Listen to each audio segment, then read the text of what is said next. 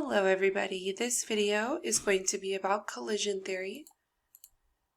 By the end of this lesson, you should be able to describe, using collision theory, how things like temperature, concentration, and the presence of catalysts can affect how fast a reaction goes.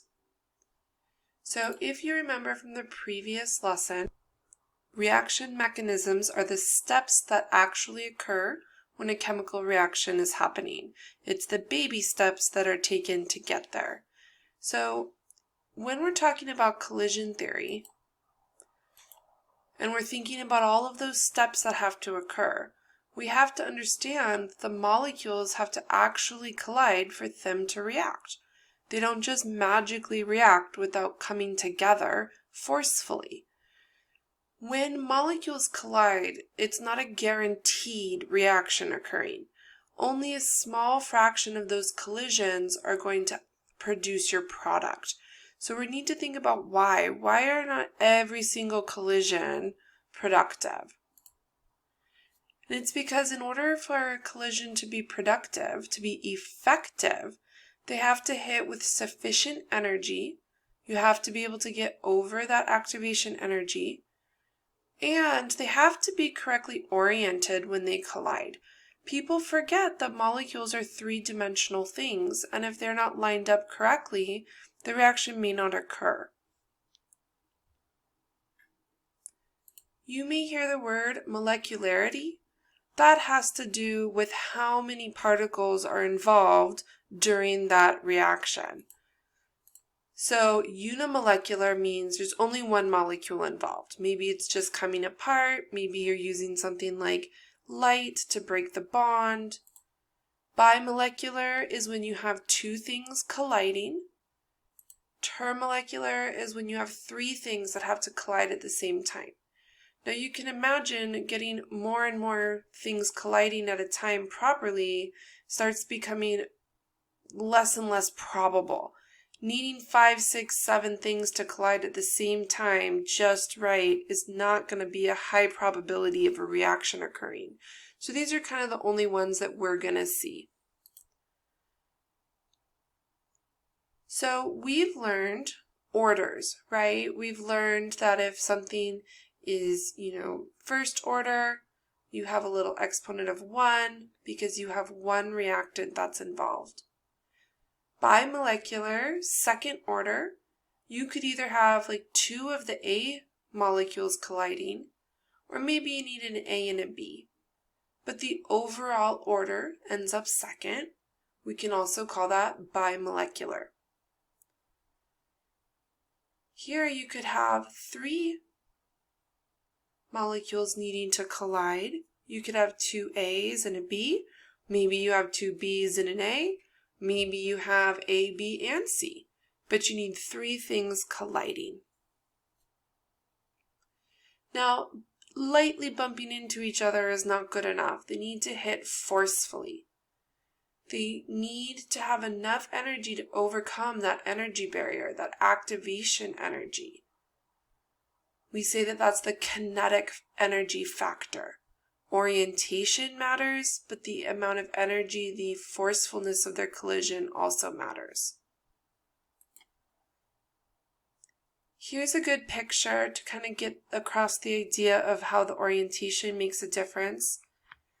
I like that they color-coded the atoms so that you can see. If we have two of the red ones bumping into each other, nothing happens. If a red and the green one bumps into each other, nothing happens.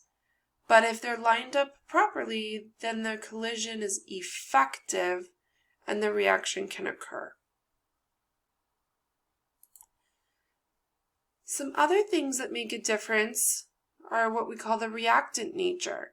So sometimes how the particles are combined matters. Sometimes that can make things more effective or occur more often. So solutions are usually a little bit faster than if you just have a pure substance. When you start mixing things together, right, you start having more contact between particles.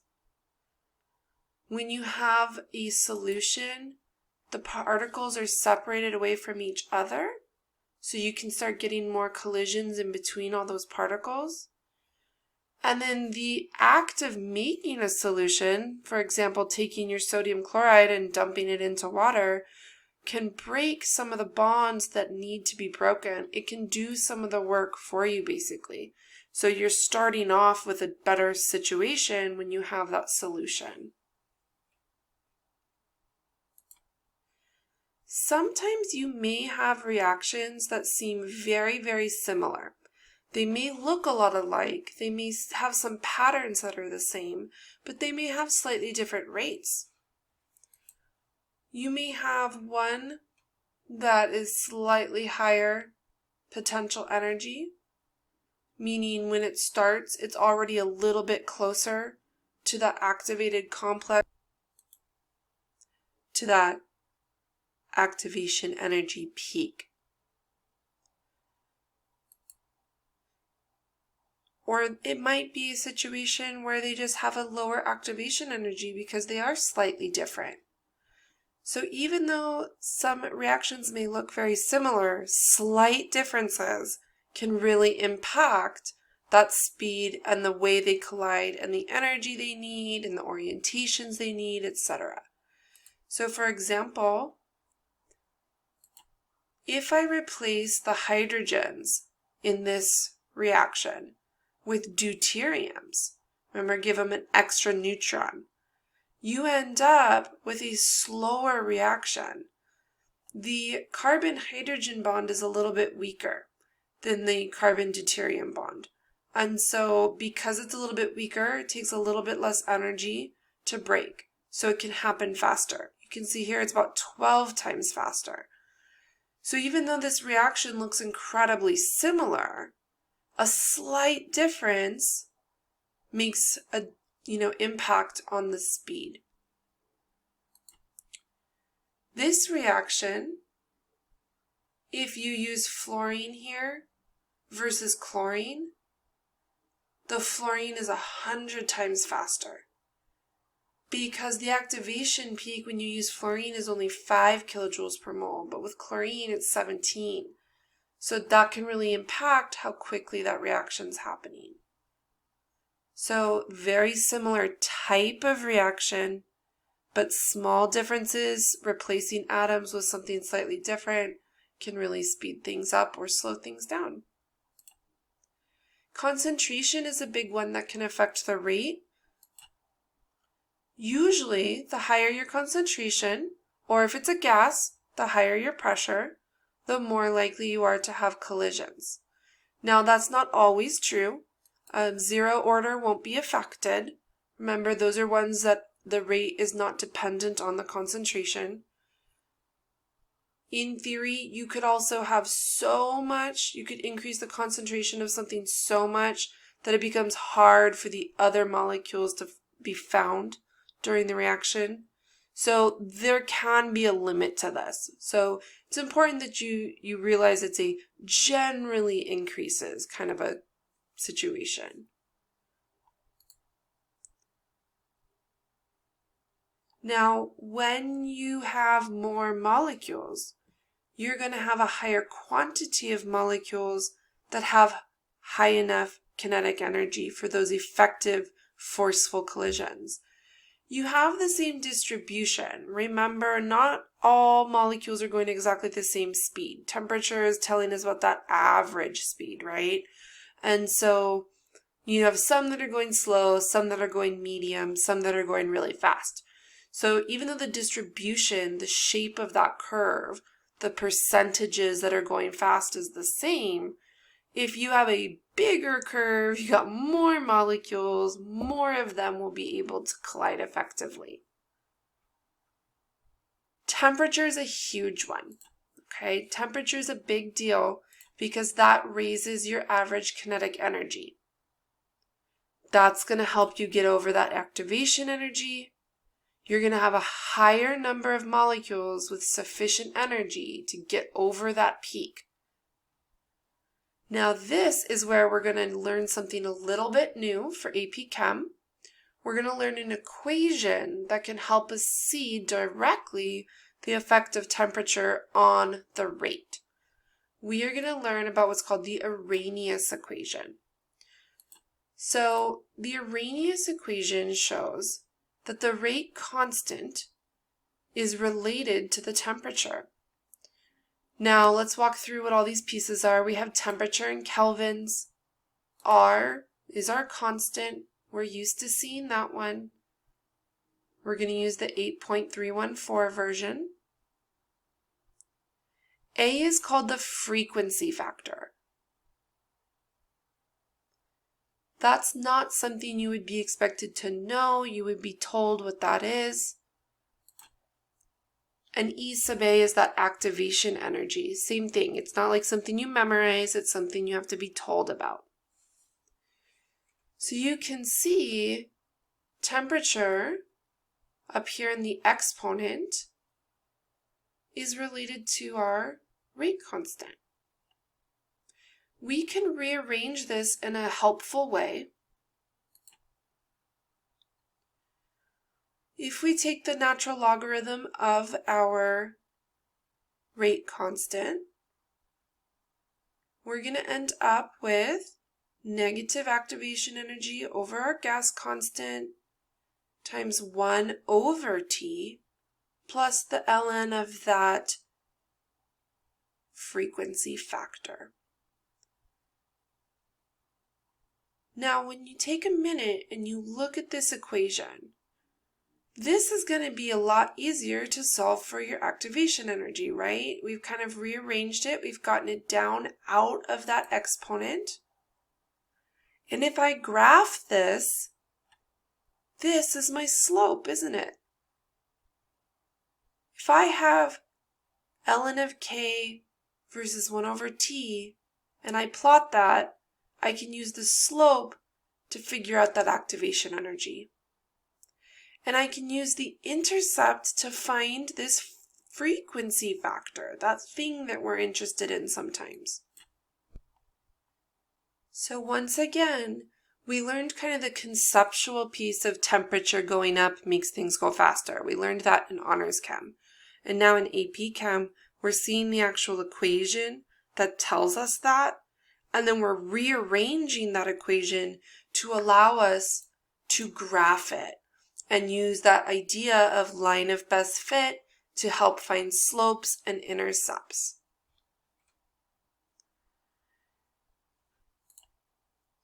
Now let's talk a little bit about the Arrhenius equation, again thinking about the exponent. We call that the exponential factor. And that's going to end up being a number somewhere between 0 and 1. And that exponent, that number between 0 and 1, is telling us the fraction of molecules that have enough energy to get over the activation barrier. The higher the barrier, the fewer molecules that can get over it. The extra energy that they need comes from converting that kinetic energy from motion into the potential energy when they're actually hitting each other.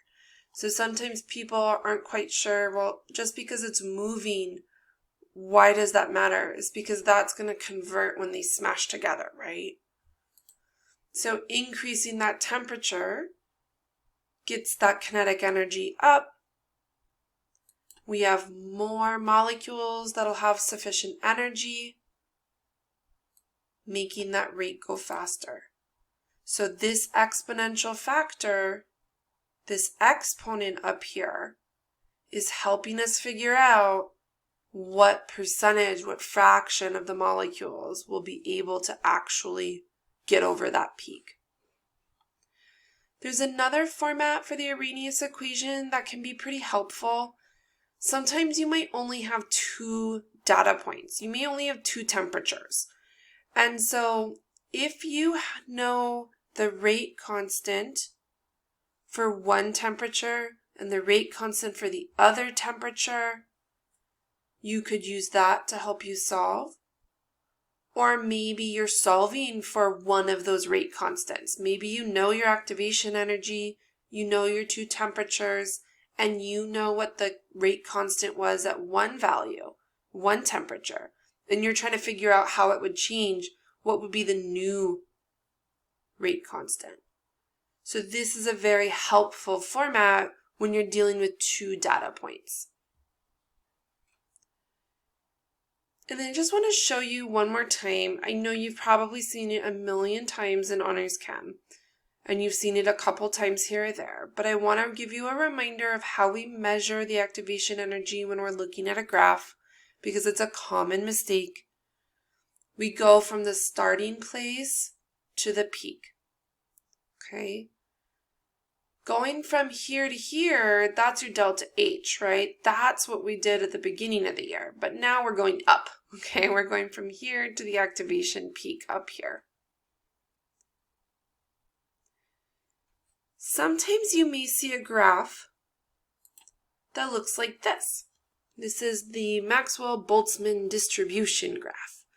And this is showing you the percentage of molecules that have sufficient energy for the reaction to occur. So T1, they color-coded that blue because it's a colder temperature. Red is a warmer temperature. You can see we have some molecules that are going slow on the blue curve. We have some average up here, right? The most common is up here.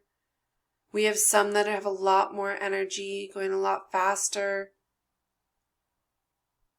If this point, this dashed line from here forward, means there's enough energy for the reaction to occur, only the atoms or the molecules under that curve from that point forward have the energy needed and can react. All these others aren't going to do anything. Now you can see what happens to the shape of the curve when you raise the temperature. You don't have more molecules. You're not like suddenly getting more quantity of molecules, but the curve is shifting, right? Now the average, instead of being here, look where the average is. We have a higher average. And look, there's a lot more area shaded under this curve. There are more molecules now with sufficient energy to get past this activation point.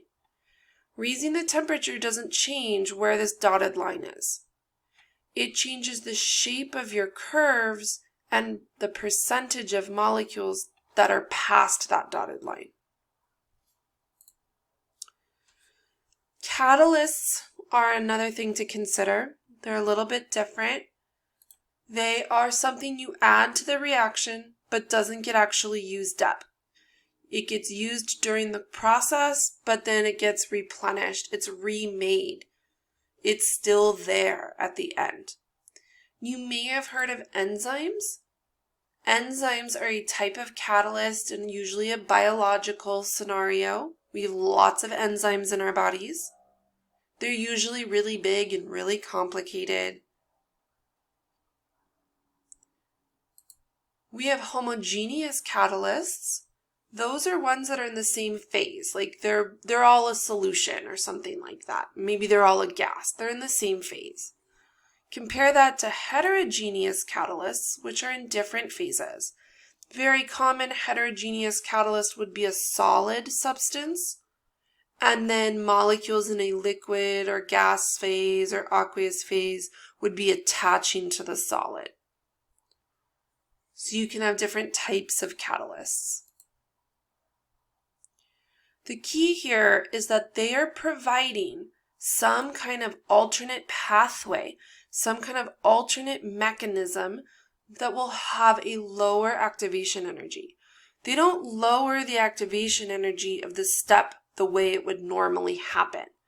They are providing a different step, a different pathway, a different mechanism that has a lower activation energy than the original step did. It's really important you understand it's not that it lowers the normal activation energy. It's providing an alternative pathway, a different mechanism that is easier. They get used up somewhere early on, and then later they're remade. So for example, You can see here this is the slow version of the reaction.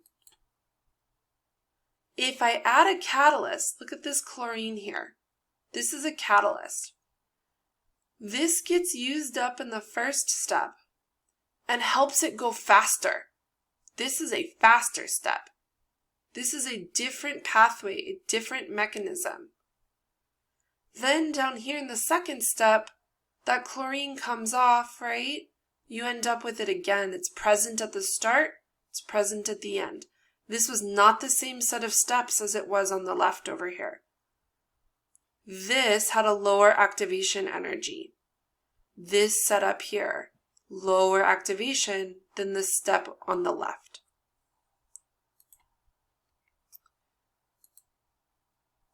So here's a picture of a homogeneous catalyst, right? They're kind of all mixed around in the same phase. Compare that to the heterogeneous. Here you can see the catalyst is very clearly a solid down here, and you have the other molecules up at the top in a different phase.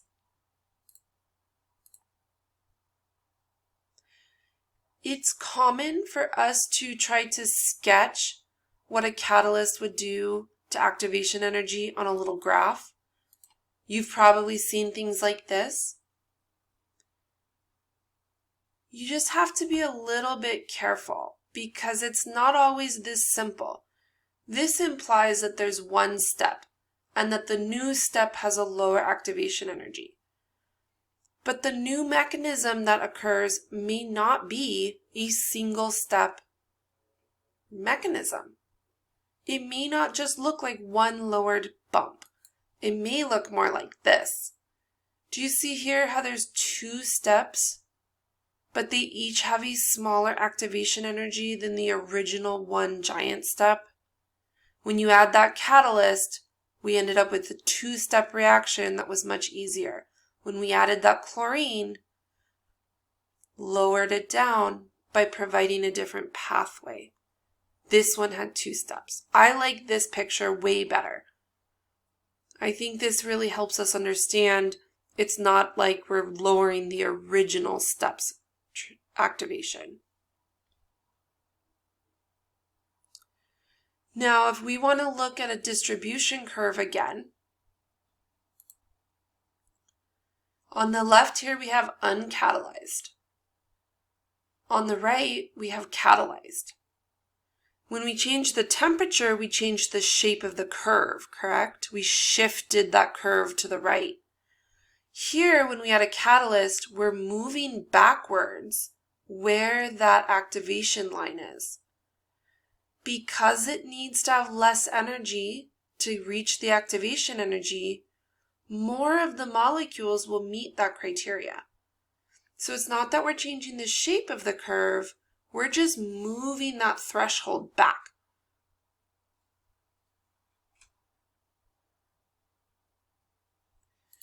So a homogeneous catalyst is one where it very typically is just providing that alternative pathway.